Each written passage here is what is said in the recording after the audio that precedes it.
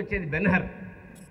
దాదాపు 18 ఎకరాల్లో వేసిన 20 నిమిషాల ఆ సీన్ కోసం దాదాపు 1000 మంది సంవత్సరం పాటు శిల్పులు, ఆర్ట్ డైరెక్టర్స్ కష్టపడ్డారు. ఇవాళ చరిత్ర సృష్టించింది. ఆ తర్వాత భారతీయ సినిమాకు సంబంధించి నవరంగ్ సినిమా శాంతారాం అతి భారీ సెట్లతోటి బ్రహ్మాండమైన, అంటే శాశ్వతంగా మిగిలిపోయే సెట్లను వేశారు. ఆ తర్వాత మనవాళ్ళు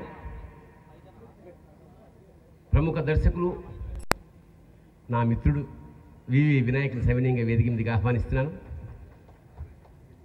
వేదిక మీద ఉన్న మన దర్శకరత్న విశ్వనాథ నాయకుడు, ఆయన వేసిన సెట్లలో తలమానికమైతే సెట్లు ఏమీ లేకుండా తీసిన ఓ మనిషి తిరిగి చూడు నాకు అత్యంత ఇష్టమైన చిత్రం. అంటే పరమ రియాలిటీని, అవసరాన్ని బట్టి స్టేటస్ని ఈ సెట్ వాళ్ళు నిర్మిస్తుంటారు. ఈ సందర్భంలో సోమర్సెట్ మామన్న ఒక వాక్యం, మన సెట్లు, మన సినిమాల్లో సెట్లు ఉన్నంత అద్భుతంగా స్క్రిప్ట్ కూడా ఉంటే ఎంత బాగుంటాడు. నాకు డైరెక్ట్ పరిచయం 40 ఏళ్ళ నుంచి నాతోటే ఉన్న మాగంటి సుధాకర్కి సోదరుడైన మాగంటి గోపీనాథ్ ఎమ్మెల్యేకి, నా బిడ్డ నా కళ్యాణికి, ఈ తరంలో మా స్థానాలు భర్తీ చేయడంలో ముందుంటున్న దర్శకుడు వివి వినాయక్కి,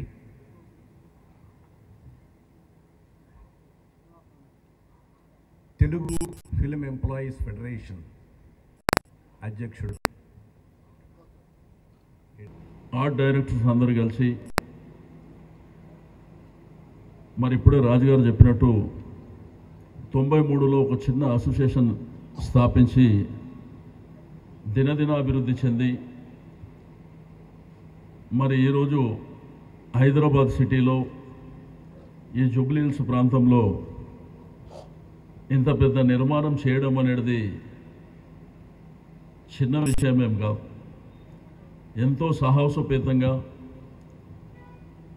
మీరు చేసినటువంటి మరి బిల్డింగ్ కన్స్ట్రక్షన్ నిజంగా అందరూ, అంటే రాబో తరం కానివ్వండి, ఇప్పుడున్నటువంటి కళా దర్శకులకు అందరికీ మరి ఇది ఎంతో ఉపయోగపడుతుంది అనేటువంటి విషయాన్ని నేను ఈ సందర్భంగా తెలియజేస్తా ఉన్నాను. అంటే ఆయన నేను ఫ్రీక్వెంట్గా కలుస్తాం ఎక్కువ వింటుంటే, ఆయన అంటే ఎంత ఆనందంగా ఉందంటే ఈ ఫంక్షన్ రాకపోతే చాలా మిస్ అయ్యేవాడు, చాలా విషయాలు నేర్చుకోవడం మిస్ అయ్యేవాడు అనిపించింది. మన ఆర్ట్ డైరెక్టర్స్ అందరూ ఇంత కష్టపడి ఎవరి దగ్గర ఒక్క రూపాయి కూడా డొనేషన్ తీసుకోకుండా ఇంత మంచి బిల్డింగ్ని అందరికీ దగ్గరగా ఉండేలాగా దీన్ని నిర్మించడం నిజంగా హ్యాట్స్ ఆఫ్ చెప్తున్నా. అలాగే మన ఆర్ట్ డైరెక్టర్స్లో ఒకడైన ఆనంద్ సాయి, నాకు మొన్న ఎంత ఆనందం వేస్తుందో, నేను లక్ష్మీనరసింహస్వామి భక్తుడిని, యాదగిరి లక్ష్మీనరసింహస్వామి గుడికి సంబంధించిన ప్లాన్స్ అవన్నీ మన ఆర్ట్ డైరెక్టర్, మన తెలుగు ఆర్ట్ డైరెక్టర్ చూపించడం నిజంగా చాలా ఆనందించవలసిన విషయం. మన అసోసియేషన్ ఇంకా బాగా పెరిగి, అంటే దీనికి ఎప్పుడైనా సరే మన అసోసియేషన్ తరఫున నేను కానీ, నా తరఫున పూరి జగన్నాథ్, రాజమౌళి, సీను, ఇట్లా అందరి తరఫున నేనే చెప్తున్నా, మా హెల్ప్ ఏది కావాల్సినా కూడా మేము ముందుంటామని అందరికీ చెప్తూ సెలవు తీసుకుంటాను. Thank you very much. డెఫినెట్గా 24 అసోసియేషన్స్ వారు కూడా ఇలాంటి భవనాలు నిర్మించాలని చెప్పేసి నేను కోరుకుంటున్నాను. మరి అలాగే వాళ్ళకి ఏ సాయం కావాలన్నా కానీ నేను ముందుండి నడిపిస్తాను. ఇంకోటి ఏంటంటే, సినిమా పరిశ్రమకి సంబంధించిన టోటల్గా ఇక్కడ ఉంటాం. నేను ఇక్కడి నుంచి ఎమ్మెల్యేగా గెలవటం డెఫినెట్గా మీరే నన్ను గెలిపించారు. మీ రుణం తీర్చుకునే ఆసనం అయింది. డెఫినెట్గా మీరు రుణం తీర్చుకుంటాను, అందరు రుణం తీర్చుకుంటారు సినిమా ఫీల్డ్లో. మరి కొంతమంది ఈ మధ్యలో నాకు వచ్చి చెప్పారు, కొన్ని గొడవలు అవుతున్నాయి, అది అవుతున్నాయి, ఇది అవుతున్నాయి, యూనియన్లు పెడుతున్నారు అది అని చెప్పారు. అప్పుడు నేను వారికి చెప్పానమాట. అప్పుడు ఎన్టీ రామారావు గారు, నందమూరి తారక రామారావు ఉన్నప్పుడు, అదే దాసనారాయణ గారు ఉన్నప్పుడు, అప్పుడు చెన్నై నుంచి ఇక్కడ షిఫ్ట్ అయినప్పుడు ఎన్నో ఇబ్బందులు, ఎన్నో గొడవలు జరిగాయి. అవన్నీ దాసనారాయణ గారికి బాగా అనుభవం. మీరు ఏం భయపడద్దు, ఎవరు కూడా భయపడద్దు. ఇక్కడ మనకి దాసనారాయణ గారు ఉన్నారు, అలాగే ఇప్పుడు శ్రీనివాస్ యాదవ్ గారు మినిస్టర్ గారు ఉన్నారు. మీరు ఎవ్వరు భయపడాల్సిన అవసరం లేదు. మీ అందరికీ కొండంత అండ ఇచ్చినటువంటి మన శ్రీనివాసన్న గారికి ఈ సందర్భంగా మన కార్మికులందరి తరఫున వారికి ప్రత్యేకమైన ధన్యవాదాలు తెలియజేస్తున్నాం. చాలామంది నా దగ్గరికి వచ్చి మీరేం చేస్తున్నారో గవర్నమెంట్ దృష్టికి తీసుకెళ్లారా లేదా మన సమస్యలు అని చెప్పారు. మంత్రివర్యుల గారికి, అన్నగారికి ఎప్పుడైనా చెప్తూనే ఉన్నాం. అవన్నీ మనం చెప్పబట్టే ఈరోజు ఈ వేదిక ద్వారా మనందరికీ కొండంత అండ ఇచ్చి ఇక్కడ ఉన్నందుకు వారికి ప్రతి కార్మికుడు రుణపడి ఉంటారని ఈ సందర్భంగా శ్రీనివాస్ గారికి తెలియజేస్తున్నాం. గురువుగారి సమక్షంలో ఈ యొక్క మా సమస్యలని సాల్వ్ చేయాలని కోరుకుంటూ ఈ వేదిక ద్వారా ఒక చిన్న విన్నపం శ్రీనివాసన్న గారికి. మేము అందరం ఈ ఏరియాలో లక్ష్మీనరసింహనగర్, ఇందిరానగర్, కృష్ణానగర్ ఏరియాలో బిల్డింగ్లు కట్టుకున్నాం, యూనియన్ ఆఫీసులు. ఇప్పుడు రెగ్యులరైజేషన్ పేరుతో వాళ్ళు మా సినిమా బోర్డు చూస్తే మీరు వ్యాపారాలు చేస్తున్నారు, మీరు కమర్షియల్ ట్యాక్సీ కట్టాల్సిందే, మీరు ట్యాక్సీ కడితేనే రెగ్యులరైజేషన్ చేస్తామంటున్నారు సార్. ఒకటి ఇది కొత్త మీ దృష్టికి ఈ సందర్భంగా తెస్తున్నాం సార్. మా సేనన్న ఈరోజు అంటే ఆల్రెడీ ఆయన మినిస్టర్గా ఎన్నిసార్లు చేస్తున్నా,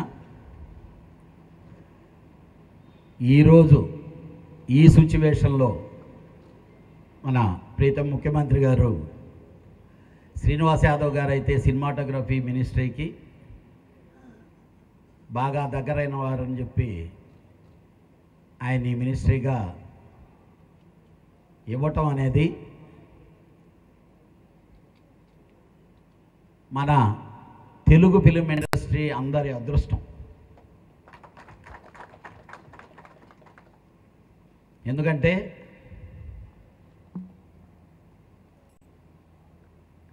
ఫస్ట్ బైఫర్గేషన్ అని జరిగిన తర్వాత రాష్ట్రాలు విడిపోవచ్చు, మామూలుగా ఇది జరగవచ్చు, it is a formal track. కానీ విచిత్రంగా అనుకోకుండా కొంచెం పదవుల వ్యామోహం లేకపోతే ఇంకోటితో మనందరిలో ఏదో ఒక సపరేషన్ అనేది, ఒక క్రియేషన్ అనే దాంట్లో ఉండేటప్పుడు ఫస్ట్ కుండ బద్దలు కొట్టినట్టు ఇది తెలుగు సినిమా ఇండస్ట్రీ, మనం తెలుగు సినిమానే తీసుకుంటున్నాం. ఇది ఒకటే, ఇందాకనే చెప్పారు, దీనికి జాతి లేకపోతే ప్లేసు లేకపోతే హెచ్చు తగ్గులు అలాంటి ఏమీ దీంట్లో భాషా భేదాలు ఏమీ ఉండవని చెప్పి ఏమి చెప్పారో అలా చెప్పి ఈ సమస్యలన్నీ అణగొట్టి మీరేదున్నా మీరంతా సినిమా ఇండస్ట్రీలో కూర్చొని మాట్లాడి దాసనారాయణ గారి దగ్గరికి వెళ్ళి కలిసి కూర్చొని మాట్లాడుకొని రండి అని చెప్పారే తప్పితే ఎవరిని ఎంకరేజ్ చేయలేదు. నిజంగా అది మనందరి అదృష్టం.